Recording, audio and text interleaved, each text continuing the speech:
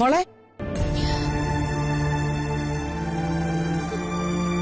What happen? എന്താ അവൻ നിന്നെ വഴക്ക് പറഞ്ഞോ? ഞാൻ അവനോട് ചോദിക്കട്ടെ. വേണ്ട വേണ്ടമ്മ, അമ്മ പറഞ്ഞ പോലെ ഞാനൊന്ന് വളയ്ക്കാൻ നോക്കിയതാ. എന്നിട്ട് വളഞ്ഞോ? ആര്? ആ ഹിറ്റ്ലറോ? എന്റെ നാവ് വളഞ്ഞത് എന്നെ മെച്ചം. എന്ന് പറഞ്ഞാ നീ എന്താ അവനോട് പറഞ്ഞത്? അത് പറ. അയ്യേ, അതൊക്കെ ഇപ്പൊ എങ്ങനെയാ അമ്മയോട് പറയുന്നേ? ശരി, അത് നീ പറയണ്ട. പിന്നെ എന്താ സംഭവിച്ചത്? Tell me. എന്റെ പൊന്നമ്മേ, എന്തെങ്കിലും 2 വാക്ക് സ്നേഹത്തോടെ സംസാരിച്ച് സിംഹത്തിനെ ഒന്ന് മയപ്പെടുത്താൻ പോയ എന്റെ ജീവൻ തിരിച്ചു കിട്ടിയത് എന്നെ ഭാഗ്യം. അവൻ നിന്നെ ഉപദ്രവിച്ചോ? ദേഹോപദ്രവൊന്നും ചെയ്തില്ല. അപ്പോ അവൻ ചീത്ത പറഞ്ഞോ? സാധാരണ ചീത്തയാണെങ്കി അത് നമുക്ക് പോട്ടേന്ന് വെക്കാം. ഇതങ്ങനെയൊന്നും അല്ലമ്മേ. കേട്ടാൽ അറയ്ക്കുന്ന തെറിയാ ആ ഹിറ്റ്ലർ എന്നെ പറഞ്ഞത്. അവൻ തെറി പറഞ്ഞോ? അത് ചുമ്മാ. അവൻ ഇന്ന് വരെ ഒരു തെറി പോലും പറയുന്നു ഞാൻ കേട്ടിട്ടില്ല. അയ്യോ, ഞാൻ പറഞ്ഞ സത്യമേ.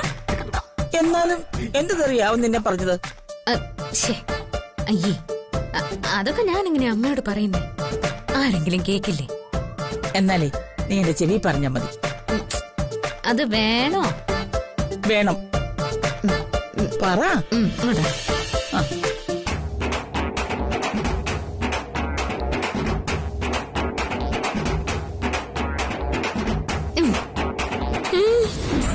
My little Kanna, this is too much. ഇത്രയും തെറി അവൻ എന്നെ പറഞ്ഞോ? അതെ അമ്മ, ഒരു സുന്ദരിയായ ഭാര്യയോട് പറയാൻ പറ്റുന്ന തെറികളാണോ അമ്മ ഇതൊക്കെ? ഓ, ഭയങ്കരം ഭയങ്കരം. ഓ, അവൻ ഇത്രയും തെരുവാക്കറിയാന്ന് എനിക്ക് അറിഞ്ഞുകൂടായിരുന്നു മോളെ. എനിക്ക് പാവം എന്റെ കുട്ടി. ഒരുപാട് വേദനിച്ചോ മോളെ? അതെ അമ്മ. എന്നിട്ട് നീ അവന് ഒന്നും പറഞ്ഞില്ലേ? ഇല്ല അമ്മ, ഞാൻ 1-2 ചെറിയ ചെറിയ വാക്കുകൾ മാത്രമേ പറഞ്ഞുള്ളൂ. അതെന്ത് ചെറിയ വാക്ക്?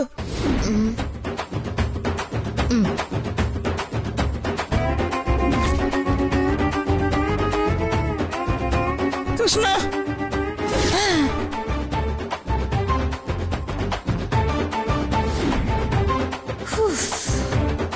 ഓ മൈ ഗോഡ്, എന്റെ മോനെ എത്ര പാവാടി. നീ എന്റെ മോനെ എന്തൊക്കെയാ പറഞ്ഞത്? ഭഗവാനെ കൃഷ്ണ, ഈ കൊച്ച എങ്ങനെ പഠിച്ചു ഇതെല്ലാം? ഒറ്റ അഹങ്കാരി. അത് പിന്നെ ഞാൻ വളയ്ക്കാൻ ചെന്നപ്പോ അമ്മയുടെ മോൻ എന്നെ ചീത്ത വിളിച്ചു. അപ്പൊ ഞാനും പറഞ്ഞു, ഇനി എന്നെ ചീത്ത പറഞ്ഞാ തിരിച്ചു പറയാൻ കുറച്ചുകൂടി ഞാൻ കരുതി വെച്ചിട്ടുണ്ട്. അമ്മയ്ക്കത് കേക്കണം. അയ്യോ, നോ നോ നോ. മയറ്റിൽ കണ്ണോ, ഇതൊന്നും കേൾക്കാനുള്ള ശേഷി എനിക്കില്ലേ. ഓ, ഇനി ഞാൻ എങ്ങനെ ചെവി ക്ലീൻ ആക്കും? എന്നാലും എന്റെ ബേട്ടി, അമ്മക്ക് മതിയായി. നിന്റെ മുന്നിൽ എന്റെ മോനെ ശിശുവാ, ശിശു. കണ്ണാ, രക്ഷിക്കണേ എന്റെ ഗുരുവായൂരപ്പാ, കാത്തോളണേ.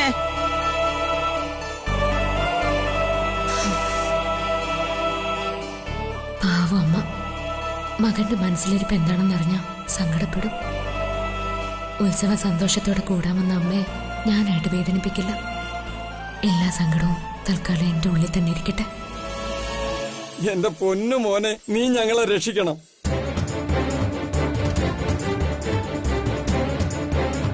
പോലീസ് ഞങ്ങളെ നിലത്ത് നിർത്തുന്നില്ല.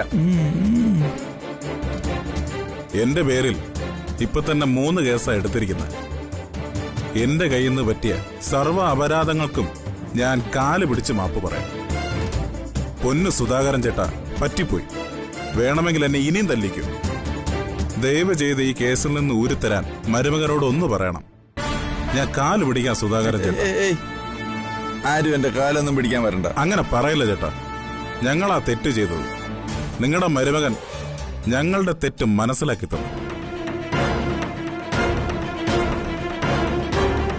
ക്ഷേത്രത്തിലെ ഒരു കാര്യവും ഇനി നിങ്ങളോട് ആലോചിക്കാതെ ഞങ്ങൾ ചെയ്യത്തില്ല.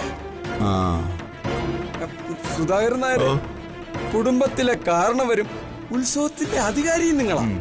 നിങ്ങളെയോ കുടുംബത്തെയോ അപമാനിക്കുന്ന ഒരു വാക്ക് പോലും ഞാനിനി പറയില്ല. പോലീസിന്റെ പീഡനം സഹിക്കാൻ വയ്യ. മോനെ, നിന്റെ അമ്മായി അച്ഛന്റെ പ്രായമുള്ള ആളല്ലേടാ ഞാൻ. ക്ഷമിക്ക് ബേട്ടാ. ഇവരൊക്കെ ഇങ്ങനെ ക്ഷമ പറയുമ്പോ നോ, തെറ്റ് ചെയ്താൽ ശിക്ഷ അനുഭവിക്കണം, അതാരായാലും. എന്തൊരു അഹങ്കാരമായിരുന്നു എല്ലാവർക്കും. എല്ലാരും കൂടി ഞങ്ങളെ എത്ര ചവിട്ടി താഴ്ത്തിയതാ. അങ്ങനെ അങ്ങ് ക്ഷമിക്കേണ്ട കാര്യമൊന്നുമില്ല. അയ്യോ, അങ്ങനെ പറയല്ലേ പെങ്ങളെ. പെങ്ങളോ? അതെപ്പോ? നേരത്തെ മറ്റു പലതും ആണല്ലോ വിളിച്ചോണ്ടിരുന്നത്. അതൊരു അബദ്ധം പറ്റിയതാ പെങ്ങളെ. ഇനി മാറ്റില്ല, ഒരിക്കലും മാറ്റില്ല. മോനെ, ക്ഷമിക്കാൻ പറ്റാത്തതായി ഈ ലോകത്തൊന്നുമില്ല. എന്നെ ഇവരൊക്കെ ഒരുപാട് അപമാനിച്ചിട്ടുണ്ട്, നാട്ടുകാരുടെ മുമ്പിൽ തരം താഴ്ത്തിയിട്ടുണ്ട്. മോൻ അതെല്ലാം തിരുത്തി ഈ അച്ഛന്റെ അഭിമാനം തിരികെ തന്നു. എനിക്കത് മതി. മോനിവരെ വെറുതെ വിടണം. ശരി, അങ്കിളുടെ വാക്കിനെ ഞാൻ ധിക്കരിക്കില്ല. നിങ്ങളോട് ഞാൻ ക്ഷമിച്ചിരിക്കുന്നു. ഞാൻ പറഞ്ഞില്ലേ, തണ്ടും തടിയും കൂടുതലുണ്ടെന്ന് കരുതി ആവതില്ലാത്തവനെ ഉപദ്രവിക്കരുത്. പകരം ചോദിക്കാൻ വേറെ ആളെ അയക്കും ഈശ്വരൻ. നിങ്ങളുടെ കൈ എന്റെ അങ്കിളിന്റെ കരണത്ത് പതിഞ്ഞു. അതിന് അദ്ദേഹത്തെ കൊണ്ട് തന്നെ എന്നെ തിരികെ തല്ലിച്ചില്ലേ? സോറി ഡിക്കെ, ഇനി ഒരിക്കലും ചെയ്യില്ല. മര്യാദ, വിനയം, ഇത് രണ്ടും മറക്കരുത് ഒരിക്കലും. നീ ഒരാൾക്ക് നേരെ ഒരു കൈ ഉയർത്തുമ്പോ നിനക്ക് നേരെ ഒരുപാട് കൈകൾ ഉയരും. അത് കാലത്തിന്റെ കാവ്യനീതിയാണ്. Wonderful dialogues. ഇവൻ ഇതൊക്കെ എവിടുന്ന് പഠിച്ചോ ആവോ? ബ്യൂട്ടിഫുൾ. അഭിനയം നന്നായിട്ടുണ്ട്. മരുമകനായിട്ട് അഭിനയിച്ച് തകർക്കുന്നുണ്ട്. ഉള്ളിൽ എന്താണെന്ന് ആർക്കും അറിയില്ലല്ലോ. ക്ഷേത്രം പ്രസിഡന്റ് എന്ന് പറഞ്ഞ അമേരിക്കൻ പ്രസിഡന്റ് അല്ല, ഭക്തരുടെ സേവകനാണ്. അത് ഓർമ്മ വേണം. എനിക്കെല്ലാം മനസ്സിലായി. ഇനി ഞാൻ ഈ വഴിക്ക് വരില്ല, സത്യം. ഇരുവിക്കുട്ടിപ്പിള്ളേ, എന്തോ മോനെ, കുടുംബം, ബന്ധുക്കൾ, ഇതൊക്കെ അപൂർവമായി കിട്ടുന്ന വരദാനോ. അതില്ലാതെ വരുമ്പോഴേ അതിന്റെ വില അറിയൂ. കുടുംബക്ഷേത്രം നിങ്ങളുടെ അനിയന്മാരുടെയും മാത്രം സ്വകാര്യ സ്വത്താണെന്ന് തെറ്റിദ്ധരിക്കുന്നത് ശരിയല്ല. സത്യമാണ് മോനെ. മോൻ എന്റെ കണ്ണ് തുറപ്പിച്ചു. സത്യത്തിൽ മോനോട് എനിക്ക് നല്ല ബഹുമാനമുണ്ട്. സുധാകരന്റെ ഭാഗ്യമാ നിന്നെ പോലെ ഒരു മോനെ കിട്ടിയതിന്. നീ ഈ വീടിന്റെ അന്തസ്സ് ഉയർത്തി സുധാകരനെയും ബന്ധുക്കളെയും ഒന്നാക്കി. ഈ ഉത്സവം നടത്തേണ്ടത് ഞങ്ങളല്ല സുധാകര, നീയും നിന്റെ മരുമകനും ചേർന്ന. ഞങ്ങൾ കൂടെ നിൽക്കും, എന്തിനും എപ്പോഴും ഉണ്ടാവും. അതൊക്കെ നിങ്ങളുടെ ഇഷ്ടം, പക്ഷേ ഒന്നിനും ഞാനില്ല. ഡിക്ക് ഇതൊന്നും ശീലമുള്ളതല്ല അല്ലേ അമ്മേ? So what? ശീലിക്കണം അമ്മേ. മൈസൺ, നിന്റെ പഴയ ഉത്സവ പ്രാന്ത് തിരിച്ചു കൊണ്ടുവരാനുള്ള സമയാ ഇത്. നിങ്ങൾ അമ്മായച്ചനും മരുമകനും ചേർന്ന് വേണം ഈ ഉത്സവം നടത്താൻ. അതെ മോനെ, ഉത്സവം നിങ്ങൾ രണ്ടുപേരും കൂടി വേണം നടത്താൻ. മോനെ, പ്രായം കൊണ്ടല്ല ഒരാൾ വളരുന്നത്, അനുഭവം കൊണ്ടാ. ലോകം പോലും മാറിക്കൊണ്ടിരിക്കുന്നു. നിന്നിൽപ്പിൽ മനുഷ്യൻ, ഭൂമി എല്ലാം കൺമുന്നിൽ നിന്നും മറഞ്ഞുകൊണ്ടിരിക്കുന്ന കലികാലത്താ നമ്മൾ ജീവിക്കുന്നത്. ഇവരോട് നമുക്ക് ക്ഷമിക്കാം മോനെ. നമുക്ക് ഈ ഉത്സവം നടത്തണം. എനിക്ക് ഈ മോനെ കിട്ടിയ സന്തോഷം നാട്ടുകാരൊക്കെ ഒന്ന് അറിയട്ടെ. ജംഗ്ഷനിൽ 2 ഫ്ലക്സും കൂടെ അടിച്ചു വെക്കാം.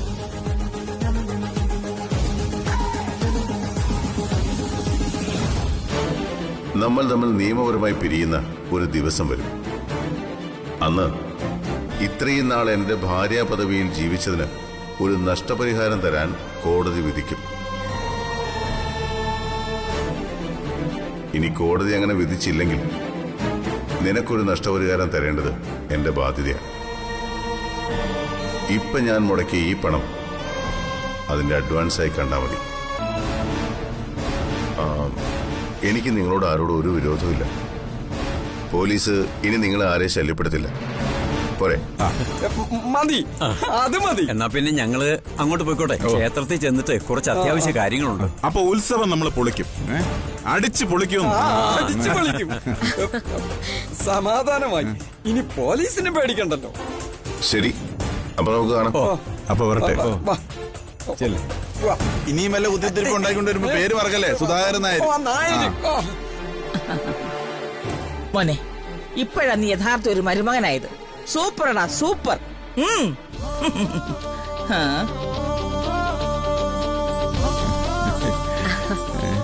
അതെ, ഒന്നിങ്ങോട്ട് വന്നേ. വാ. ഓ,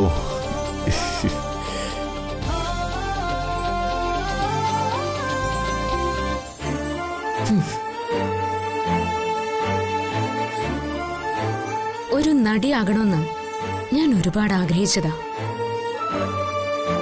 പക്ഷേ നിങ്ങളൊരു മഹാനടനായി, എല്ലാവരുടെയും മുന്നിൽ നല്ല മരുമകനായി അഭിനയിച്ചങ്ങ് കസറി. എന്തായാലും എന്റെ അച്ഛനെ സങ്കടപ്പെടുത്തിയില്ലല്ലോ. താങ്ക്സ്.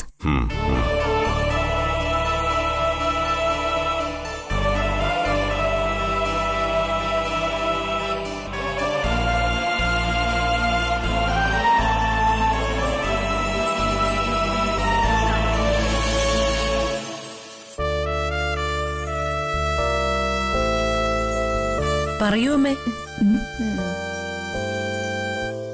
ഹലോ അമ്മേ, അമ്മ എന്താ ഒന്നും സംസാരിക്കാത്തത്? ഉത്സവമൊക്കെ എങ്ങനെ? യെസ് മൈ ബേട്ടി, എല്ലാം അടിപൊളിയാ. DKയും ജ്യോതിയും തമ്മിലേ ഇന്നലെ കല്യാണം കഴിച്ച പോലെ തന്നെയാ. നേരം പോക്കും തമാശയും. ഇപ്പോഴാ എനിക്കൊരു സമാധാനായത്. ഞങ്ങൾ ഇതൊന്നും വിശ്വസിക്കില്ല. അവർക്കൊരിക്കലും അങ്ങനെയൊന്നും ആവാൻ പറ്റില്ല എന്ന് ഞങ്ങൾക്കറിയാം. ആഹാ, അപ്പൊ ഞാൻ പറയുന്നൊന്നും വിശ്വാസം വരുന്നില്ലല്ലേ? എന്നാ പിന്നെ നേരിട്ട് കാണുമ്പോ അങ്ങ് വിശ്വസിച്ചാ മതി. അതിന് ഞങ്ങൾ അങ്ങോട്ട് വരുന്നില്ലല്ലോ അമ്മേ. വരുമല്ലോ, നിങ്ങളെല്ലാരും വരും. ഫോണിലൂടെ നിങ്ങളെ എല്ലാവരെയും ക്ഷണിക്കാൻ പറഞ്ഞിരിക്കുക DK. ഞങ്ങൾ അവിടേക്ക് ഉത്സവത്തിന് വരാനോ? അതെ, നിങ്ങൾ എല്ലാരും വരണം. ഇത്തവണ ഇവിടുത്തെ കുടുംബക്ഷേത്രത്തിലെ ഉത്സവം നടത്തുന്നതേ DKയും സുധാകരൻ നായരോട് ചേർന്ന. എല്ലാവരും വരണമെന്നാണോ അമ്മ പറയുന്നത്? അതെ, എല്ലാവരും ഫാസ്റ്റ് ആയിട്ട് ഇങ്ങോട്ട് ഗോ. വേഗം പുറപ്പെട്ടോളൂ. ശരിയേ, വെക്കട്ടെ. ബൈ. അമ്മേ, ഒന്നാം ഉത്സവം കാണാം, ഇല്ലെങ്കിൽ അവിടെ ഇരുന്ന് സ്വപ്നം കാണാം. അത്രേ ഉള്ളൂ. എന്തായി പറയുന്നത്? നമ്മളെ വൃത്തിയായിട്ടവളുടെ വീട്ടിൽ ഉത്സവത്തിന് പോണോന്നോ? ആലോചിക്കാൻ പോലും പറ്റുന്നില്ല. അവരെ ഇത്രയൊക്കെ അപമാനിച്ചിട്ട് അവിടെ ചെന്ന് എങ്ങനെ ഭക്ഷണം കഴിക്കും?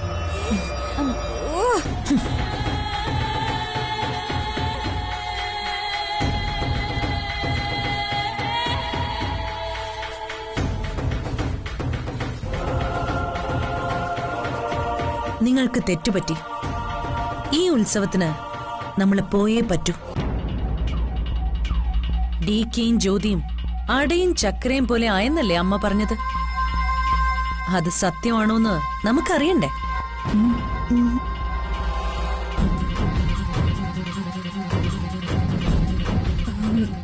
അതെ, ഞാൻ സൂര്യൻ നോക്കി എവിടെങ്ങാനും ഇരുന്നോളാം. മായിച്ചും താരേച്ചും കൂടെ പോയാ മതി. സൂര്യയെ അവിനാശ് നോക്കിക്കോളും.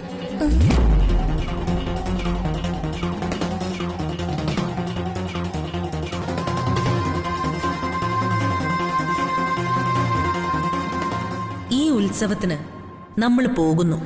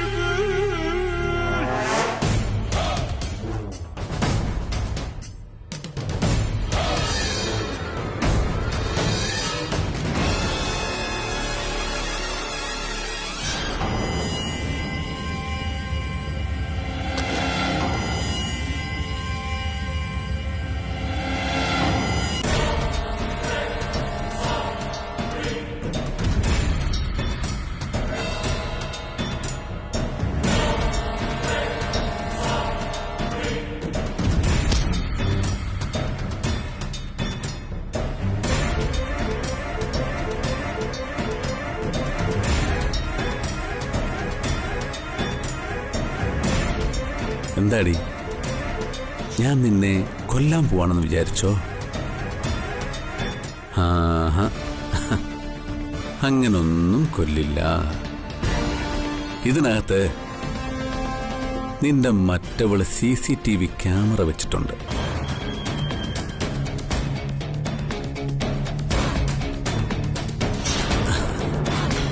നീ എന്താടി നോക്കുന്നത്? ഞാനിപ്പോ ഈ മുറി വന്നത് ആ ജ്യോതി അറിഞ്ഞ് കാണുമോ എന്നല്ലേ നീ ഇപ്പൊ വിചാരിച്ചത്? എന്നിട്ടും എനിക്കിത്രയ്ക്ക് ധൈര്യമോ എന്നല്ലേ നീ ഇപ്പൊ ചിന്തിക്കുന്നത്? എടി പൊട്ടി, നിന്റെ ഭർത്താവിനെ കുറിച്ച് നീ എന്താ വിചാരിച്ചിരിക്കുന്നത്? എനിക്ക് ചുറ്റും മുള്ളുവേലി കെട്ടാൻ അവൾക്കറിയാമെങ്കിൽ അത് മുറിച്ചെറിയാൻ എനിക്കും അറിയാം. ആഗ്രഹങ്ങൾ എല്ലാവർക്കും ഉണ്ടാവും. എന്നാൽ എന്ത് വില കൊടുത്തും അത് സാധിക്കാനുള്ള കഴിവ് എന്നെ പോലെ കുറച്ചു പേർക്ക് മാത്രമേ ഉണ്ടാവൂ. നിന്റെ അവൾക്ക് CCTV ക്യാമറ വെക്കാൻ അറിയാമെങ്കിൽ അത് ഹാക്ക് ചെയ്യാൻ എനിക്കും അറിയാം. ഇനിയിപ്പോ ഏത് സമയത്ത് ഞാൻ ഈ മുറി വന്നാലും കഴുത്ത് ഞെരിച്ച് നിന്നെ കൊന്നാലും അതിനൊന്നും ഒരു തെളിവും കിട്ടില്ല.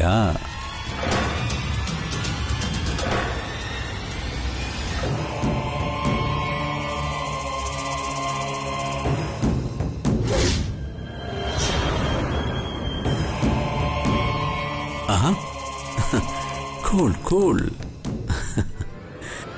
നിന്റെ ഉള്ളിലെ ഫീലിങ്സ് എനിക്കറിയാം. എന്നെ കുത്തിക്കൊല്ലാനുള്ള ദേഷ്യം ഇപ്പൊ നിന്റെ മനസ്സിലുണ്ടെന്നല്ലേ? അതോ എന്നെ മുറിച്ച് പീസാക്കണമെന്നാണോ?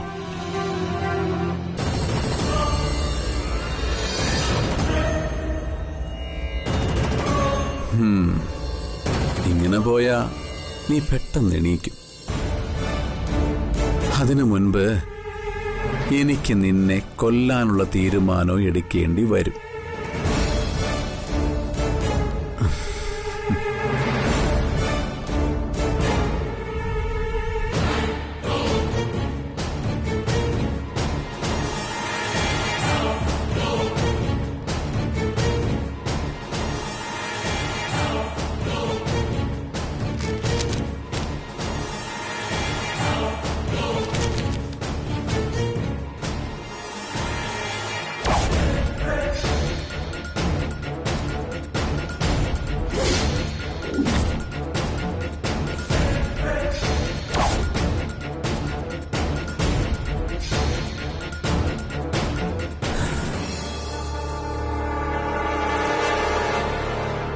കൊള്ളാം, നീ ആള് ബഹുമിടിക്കുക.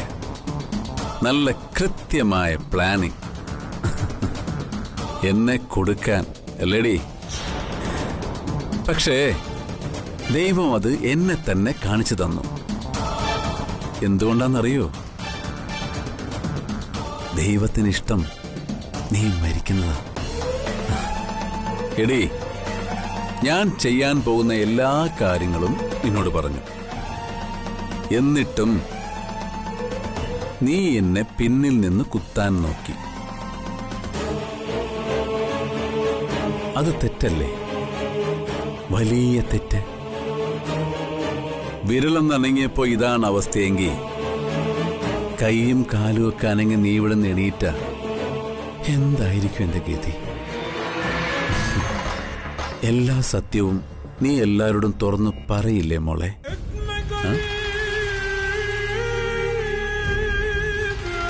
അപ്പൊ പിന്നെ ഞാൻ എന്തു ചെയ്യും? ജയിലിൽ പോകേണ്ടി വരും അല്ലേ? പക്ഷേ എനിക്കതിന് മനസ്സില്ല.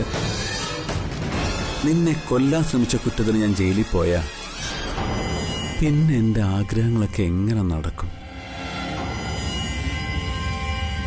പ്രിയയും ഞാനും തമ്മിലുള്ള വിവാഹം എങ്ങനെ നടക്കും? അതുകൊണ്ട് നിന്നെ കൊല്ലാനുള്ള പ്ലാനിങ്ങിൽ ഞാൻ ചില മാറ്റങ്ങൾ വരുത്താൻ തീരുമാനിച്ചു. ഏട്ടാ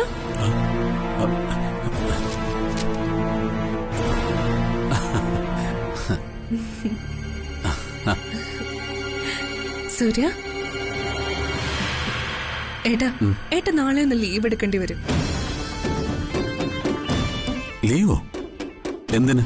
ഞങ്ങള് നാളെ ജ്യോതിയുടെ വീട്ടിലെ ഉത്സവത്തിന് പോകുന്നു. അതിന്?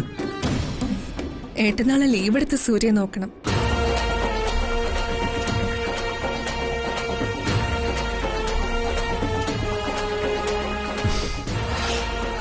അതിനെന്താ, എനിക്കതിൽ സന്തോഷമേ ഉള്ളൂ.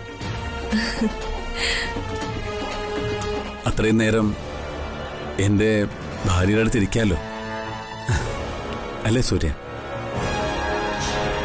നീ ഭാഗ്യവതിയ സൂര്യ. ദേ, എന്റെ ഏട്ടനെ പോലെ സ്നേഹമുള്ള ഒരു ഭർത്താവിനെ കിട്ടിയില്ലേ?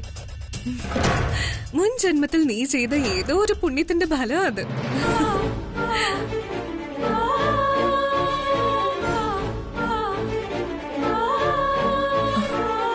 അയ്യോ കരയണ്ട. ദേ, ഏട്ടൻ നിന്നെ വിട്ട് എങ്ങും പോവില്ല. ഞങ്ങള് തിരിച്ചു വരുന്നത് വരെ ഏട്ടൻ നിന്റെ കൂടെ തന്നെ ഉണ്ടാവും. അതുപോലെ. അപ്പൊ ശരി, ഏട്ടനിവിടെ ഇരിക്കേ. ഞാനത് പറയാൻ വന്നതാ. പോട്ടെ.